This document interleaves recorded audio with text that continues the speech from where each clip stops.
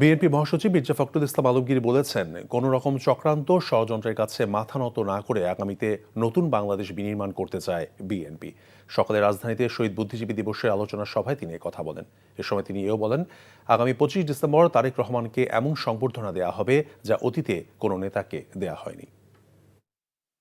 আজকে পরাজিত ফ্যাসিস্টরা পরাজয়কে মেনে নিতে না পেরে সেই পলাতক হয়েছে, পালিয়ে গেছে, সেখান থেকে ষড়যন্ত্র করছে বাংলাদেশকে ডিস্টেবিলাইজ করার জন্য। এতটুকু শিক্ষা হয়নি যে কিভাবে পরিণতি হয়েছে। আজকে সেভাবে আবার চেষ্টা করছে, এইভাবে হাদিকে হত্যা করার চেষ্টার মধ্য দিয়ে, এরশাদুল্লাহকে হত্যা করার চেষ্টা দিয়ে বাংলাদেশে অস্থিতিশীল পরিস্থিতি সৃষ্টি করতে চাইছে।